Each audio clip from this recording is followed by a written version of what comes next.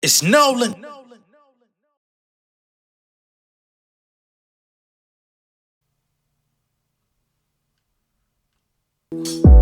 Yeah, yeah, yeah, yeah. Yeah, yeah, yeah, yeah.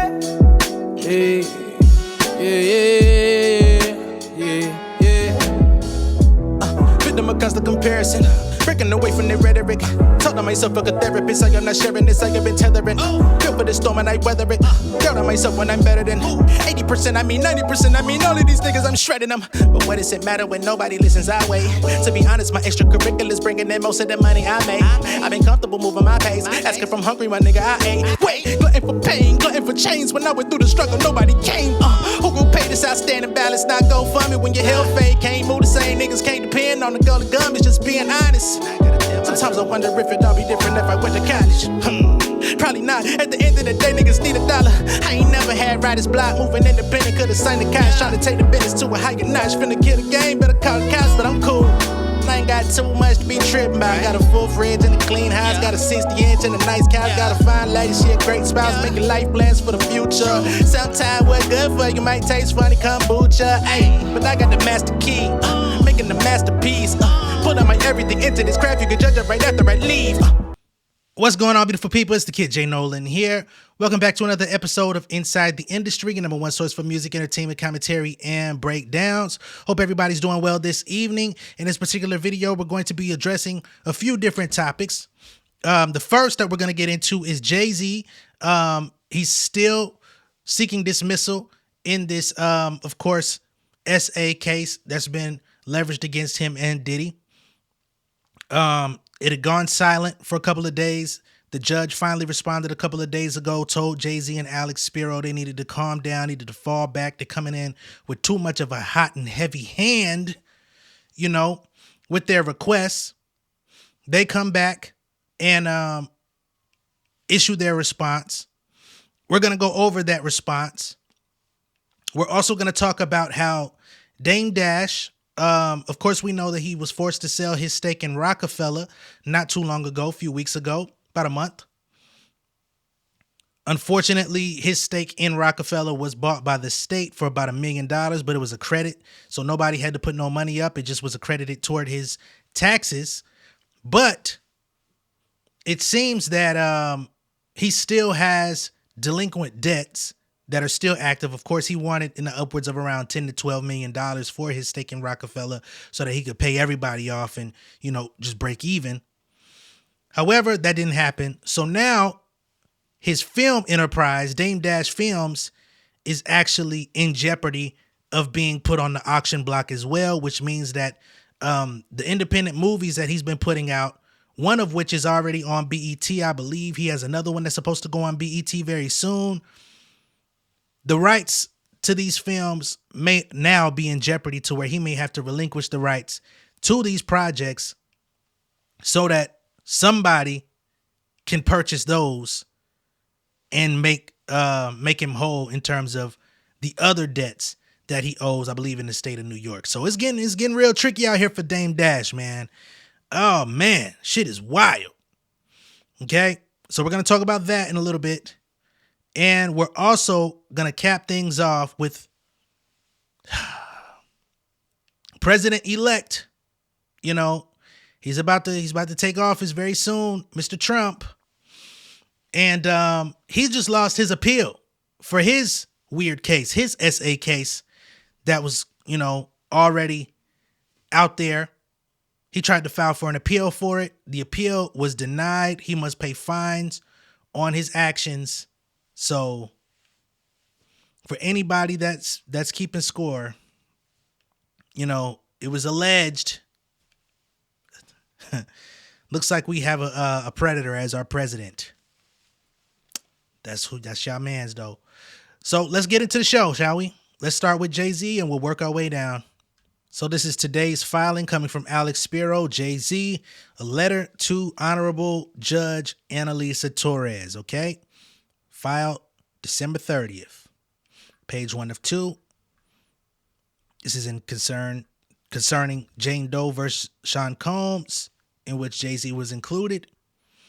So they state, Dear Judge Torres, We write on behalf of defendant Sean Carter, pursuant to Rule 3A.2 of Your Honor's Individual Practices in Civil Cases, to inform the court that Mr. Carter seeks to file a motion pursuant to Federal Rule of Civil Procedure 12B6 to dismiss the first amended complaint. Okay? So this is another file for dismissal. The first one was for the amended complaint.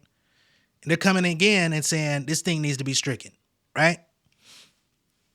In accordance with Rule 3BI of Your Honor's rules, on December 19th, Mr. Carter sent a letter to plaintiff setting forth the basis for this motion and advising that Mr. Carter would file this pre-motion letter if plaintiff chose to stand on her FAC, as in first amended complaint, which is the complaint that includes his name. Plaintiff was required but failed to respond to Mr. Carter's letter within 5 business days by December 27th. We're now on the 30th. Mr. Carter interprets plaintiff's silence as confirmation that she will stand on the FAC as pled. Accordingly, Mr. Carter submits this pre-motion letter concerning his anticipated motion to dismiss, which will raise the following arguments. Okay? So this is a pre-motion letter stating that he intends to file another dismissal, and he's petitioning with the judge and about to lay out their arguments as to why this case should be dismissed once more. Of course, we know that this judge has not been the most cooperative, has not really been paying the most attention to what's going on with this thing. So we'll see how this goes. I don't know if this is going to play to their favor or not, because she already said, I'm tired of hearing from y'all. And then once again, they reach back out. So we'll see. They say, first, plaintiff cannot recover for her sole claim under the Victims of Gender Motivated Violence Protection Act. Okay. Now, y'all know this is the same Gender Motivated Violence Protection Act that Cassie was able to file her civil suit under, in which she was compensated very handsomely, very quickly.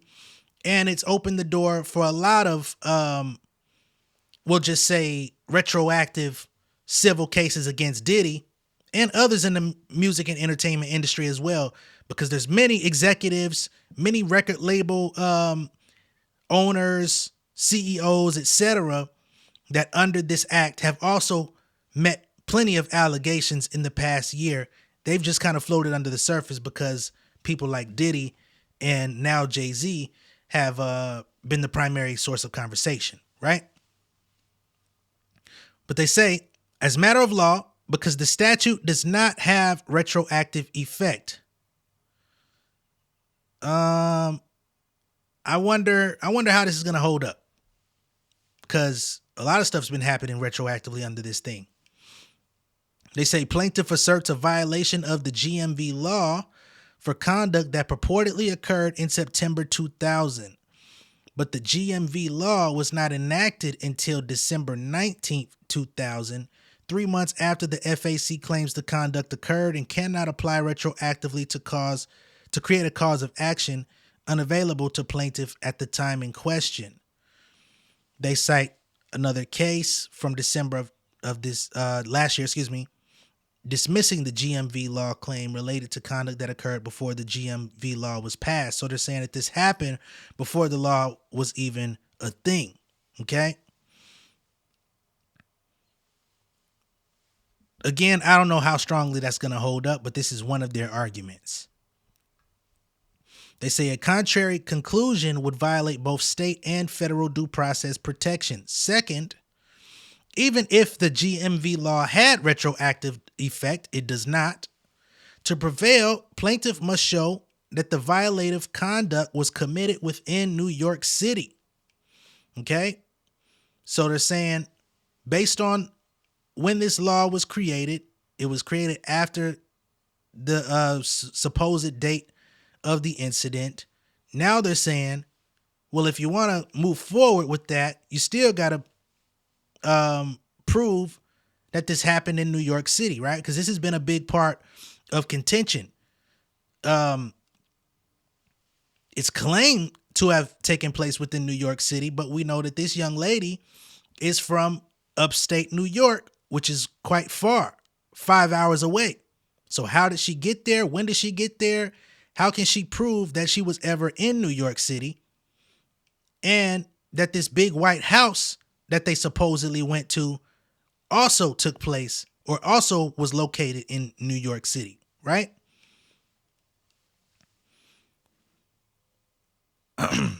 They say administrative code claims apply only to acts occurring within the boundaries of New York City. The FAC alleges that the violative conduct is forced sexual contact, but does not assert that this conduct occurred in New York City, nor could it. According to the FAC, plaintiff was driven from Radio City Music Hall to a large white residence with a gated U-shaped driveway, a drive that took 20 minutes. This is where the alleged assault took place. The FAC's description of the residence in question, however, combined with public records, confirms that any such residence, to the extent it existed at the time, would have been located outside the territorial boundaries of New York City. As such, assuming the well-pled factual allegations are true, they are not. They cannot plausibly state a claim for relief. Okay? So that's their second argument, that they're claiming this happened in New York City. We're stating that it's impossible that it could have ever happened in New York City by their own claims, right? Because at this point, Jay-Z and co have tried to remove themselves from the situation in totality, to which the judge, at least thus far, hasn't been very receptive to. So now they're saying, okay, let's just look at this logically and apply law to the logic to say, based on what's listed here, it could have never happened, and therefore it needs to be dismissed. Third argument, they say any viable GMV law claim is time barred under New York's Child Victims Act, CVA, which preempts plaintiff's GMV law claim. The FAC alleges the conduct occurred 20 plus years ago, well outside the CVA statute of limitations. Though the CVA was amended in 2019 to create a 2-year and 6-month revival period, that period expired in August of 2021.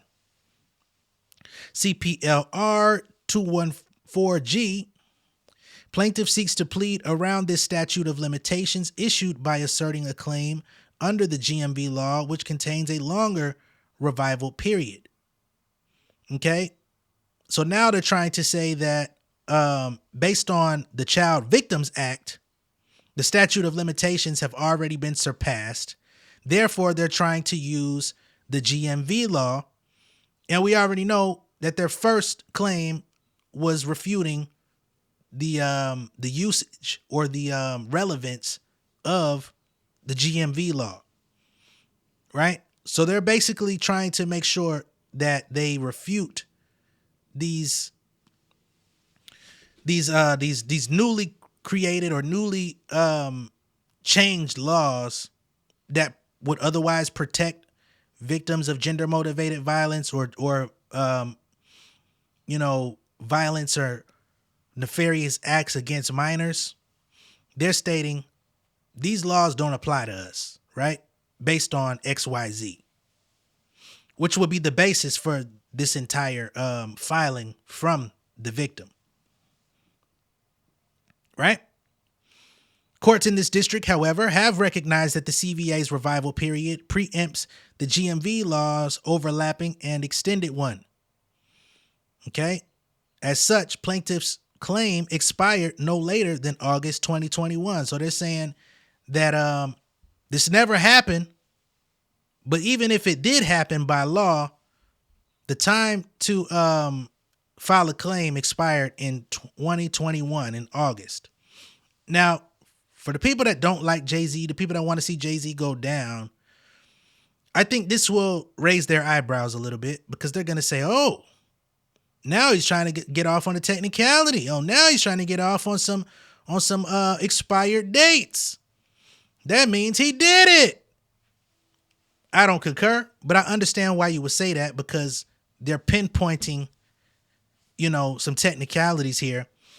But keep in mind, when they came aggressive and stated that he simply was not there, that it was a load of horse shit, that there was a lot of lies and misinformation being put out there, that he never knew of this situation, and that he was trying to figure out who this person was that's trying to strong arm him.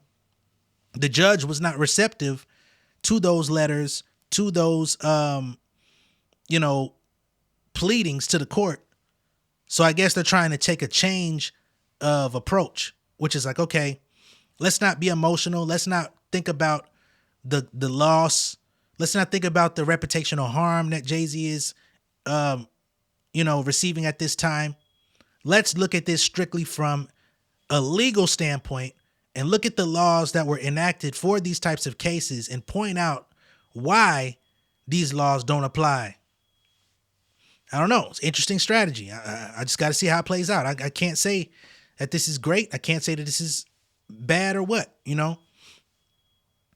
Thank you for your honor's consideration of this request. Respectfully submitted, Quinn Emanuel, Urquhart & Sullivan, LLP, Alex Spiro. All right. Now, in addition to filing this letter to the judge, Jay-Z and Alex Spiro also issued a request to terminate their own request of the preservation of evidence. Shout out to Opinionated Truths for sending this to me. So this here, another letter to the judge. Dear Judge Torres, we write on behalf of defendant Sean Carter concerning his motion for an order for the preservation of evidence.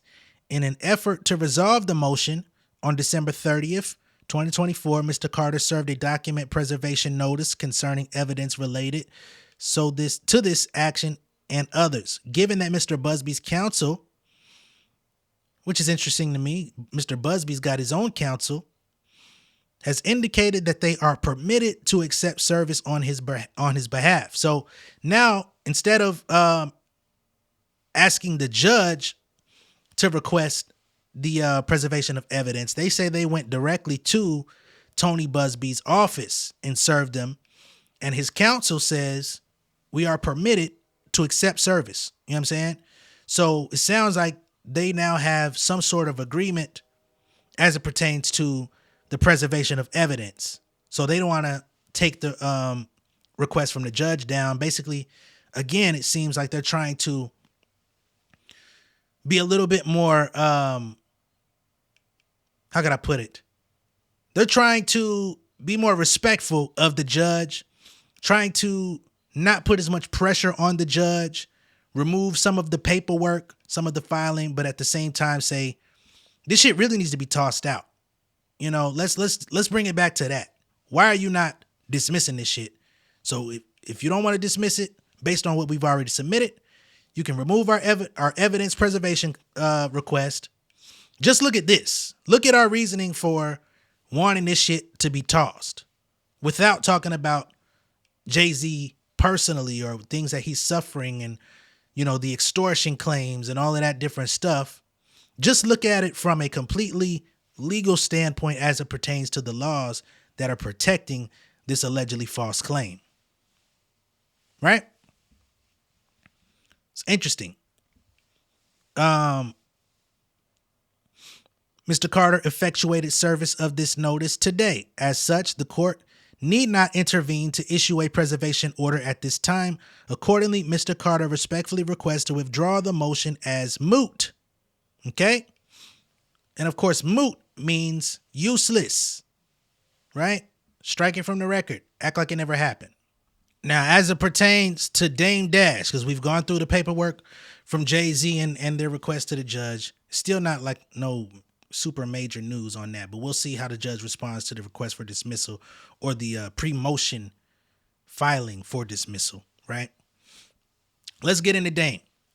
Dame and Dash facing more financial turmoil. Movies could hit the auction block. Sheesh, Dame's been having a rough year. Yet he keeps doing interviews. That must be how he's getting, his bread. Because it was already revealed a while back that he definitely hit DJ Vlad over the head to do his interview. That pretty much set a precedent. He ain't showing up for the free ski. And you see he's doing Art of Dialogue interviews every week. He's showing up on Cam Capone News now. So that's how Dame is getting his bread up right now. They say Dame Dash once trailblazing hip-hop mogul, faces the uncertain prospect of losing even more assets as past judgments and tax debts tighten their grip on his finances. Damon Dash is grappling with the possibility of more assets being auctioned off to satisfy mounting debts. A recent court-ordered sale of his 1/3 ownership stake in Rockefeller Records fetched $1 million at a federal auction in Manhattan, but the proceeds fell short of addressing his sprawling financial obligations. Dame's foray into the legal quagmire traces back to a defamation and copyright infringement lawsuit brought by plaintiffs Josh Weber and Muddy Water Pictures. The filmmaker and production company secured judgments totaling $823,000, $284.71, after alleging unpaid debts tied to Damon's attempt to hijack the film Dear Frank. His stake in Rockefeller was put on the auction block to satisfy this judgment, $193,000 in back child support, a lawsuit filed by photographer Monique Bunn, another by a writer named Edwina Brooks, and a massive $8 million tax debt to the state of New York. Damn. So he owed them $800. He owed $193 in in child support. So that's $1 million pretty much. And he owed another $8 in tax debt to the state of New York. Okay? It's basically $9 million. Although the minimum bid for the Rockefeller sale was $1.2 million, New York State acquired Dash's shares for $1 million using a creditor bid. From that sum, New York City received $193,000 in back child support, while New York State allocated $1.7 toward Damon Dash's outstanding taxes. It's interesting that they used more than what was actually put up toward his taxes. Sound to me like they paid interest on what you owed them. Damn near loaned you a little something. This left Weber and Muddy Water Pictures initially owed the $823,000 judgment with interest without settlement, alongside other creditors still awaiting payments. So, according to court documents, Damon Dash could soon see other valuable personal property, including his Poppington business and copyrights tied to the films he produced, put on the auction block. Weber and lawyer Christopher Brown are seeking ownership documents from Damon Dash and an order forcing him to deliver them to the United States Marshal. If Poppington cannot be sold, Brown is asking a judge for permission to sell movies like We Went to China, Welcome to Black Rock, and Honor Up, which was executive produced by Kanye West and recently debuted on BET, right? These assets are integral to Poppington LLC, Dash's media company, and air on his television network America New. Should additional works go to auction, creditors may face the same challenges of competing for limited proceeds with higher priority claims, such as the rest of the unpaid state taxes. So even if they do move forward, I mean, he still has $8 million worth of tax debt, right?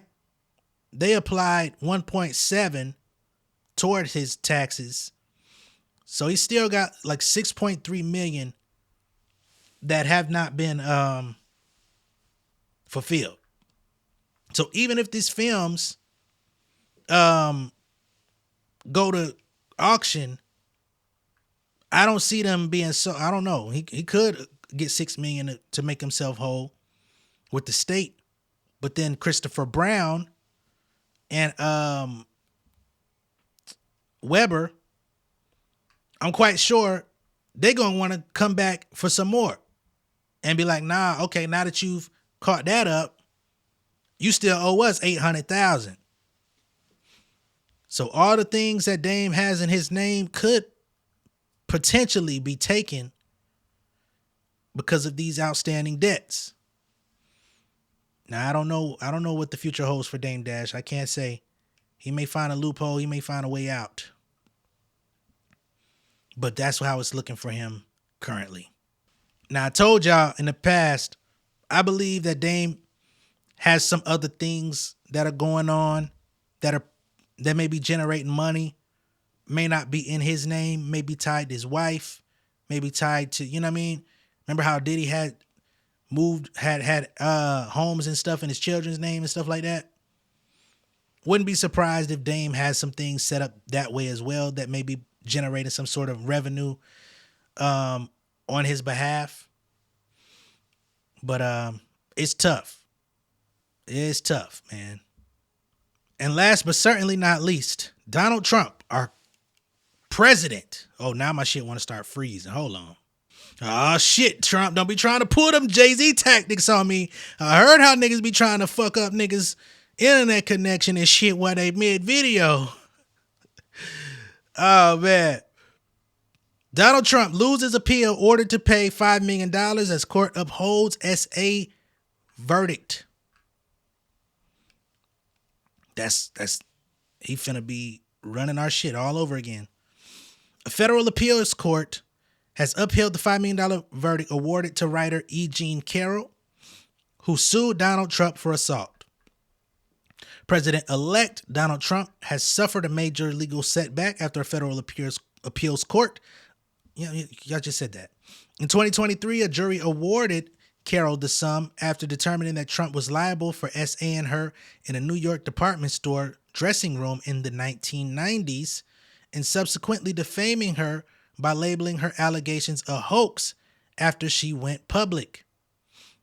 Now, just listening to that on its own, that's why I say I don't know how strongly Jay-Z's Alex Spiro and them that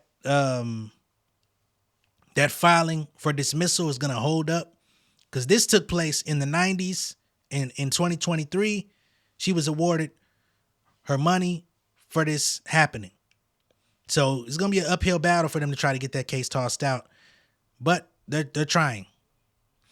They say Trump denied the accusations and appealed the verdict, arguing it was grossly excessive. So he ain't even saying he wasn't even saying it was a lie. He just said it was excessive and should be overturned due to what he described as unfair rulings by the judge during the 9-day trial. A 3-judge panel at the Second U.S. Circuit Court of Appeals disagreed. The panel also dismissed Trump's arguments for a new trial. In their ruling, the judges concluded that Mr. Trump has not demonstrated that the district court erred in any of the challenged rulings. 2 other women who accused Donald Trump of misconduct also testified at the 2023 hearing.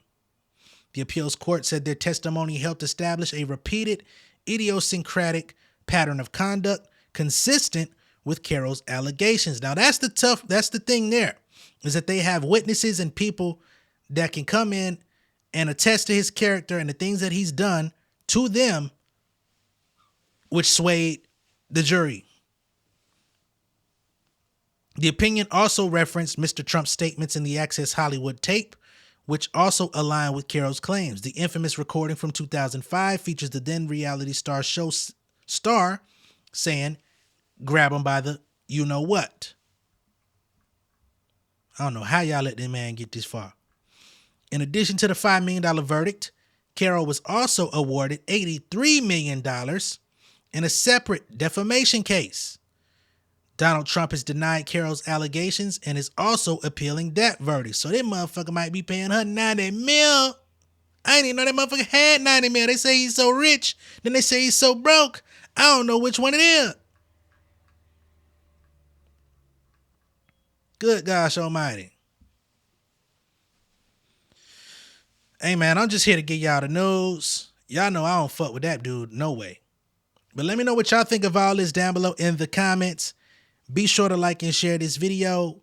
If this is your first time seeing me on YouTube, go ahead and subscribe to the channel, become an insider, and I will catch y'all on the next one. Once again, if I don't see y'all before the new year kicks in, much love and respect to you and yours and your family, your loved ones, and I'll see y'all in a minute, all right? Peace.